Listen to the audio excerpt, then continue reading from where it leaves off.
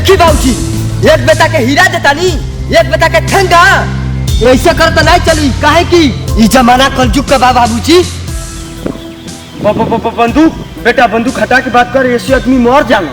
हटा हटा हटा। बेटा तू काहे खतरनाक काम करत बाले, हाथ में बंदूक ले ले वाले, ये खतरनाक काम बा। बाबूजी हमार खेल खतरनाक है, हम हमेशा खतरनाक खेल खेलेंगे। जल्दी देख बेटा, तू जौने रास्ता पे चलत बाले ना, वो रास्ता ठीक ना बा। ये रास्ता के छोड़ दे बेटा, कोनो दूसर लाइन पकड़ ले।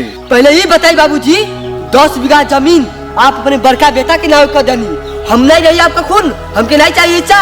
5 बीघा हमारे भल की नहीं भल। और का कहता नहीं कि दूसरा लाइन पकड़ ले, ये कबो ना हो सकेला बाबूजी। आँख में सुरमा, माथे पर टीका, कान्ही पर गमछा, महाकाल का भोग, बिना गाजा सिगरेट के ना जिएला। ना बेटा ना, आँख में सुरमा, माथ पर टीका, कान्हे पर गमछा रखले से कोई बलवान नहीं कहा जला।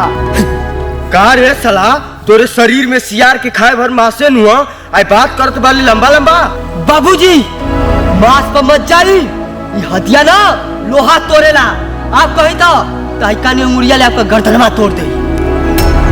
का कहत वाले की गर्दनवा तोड़े के तू नहीं जनबे बेटा, जब हथवा का हुआ लगी ना तो जाके 10 किलोमीटर दूर भी गई भी।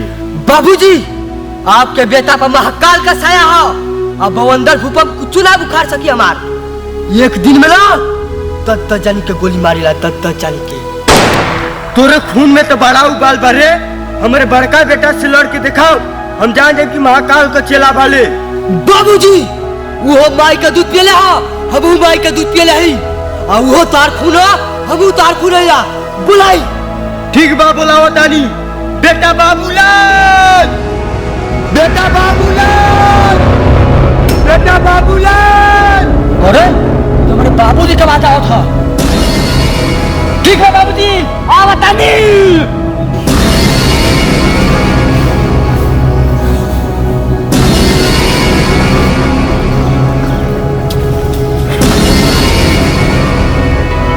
बाबूजी का खाता नहीं ए बेटा, एक मुआ के मार गोड़ तोड़ दिए। यार बा तोर दुश्मन बन के तुझसे लड़े, अरे तोरे देह में तोरे इतना तो खून होगा, हमसे लड़बे। चला चल चला।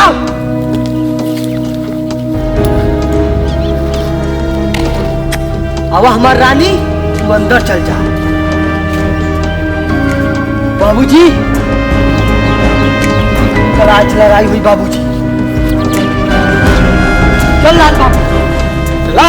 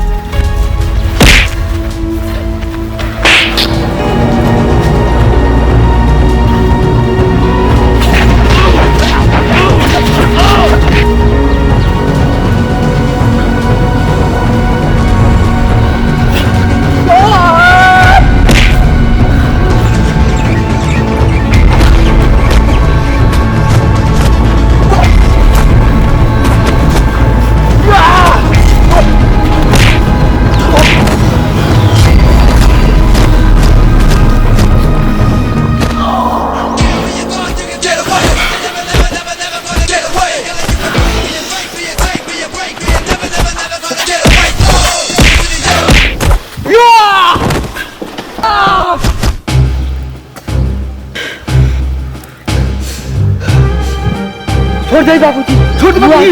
नहीं बेटा, हाथ नीचे कर। हमार बेटा देख बड़का, तू बिजनेस करेला करोड़ों का, तो दूल्हे कश्यप बनता ले। हाँ हमार बेटा संगे चल, तो उनके तू का देथिला जमीन तो इन्हीं के बांट देथिला आधा आधा, और तू एक साथ बिजनेस कर। चल घरे। ठीक है बाबूजी।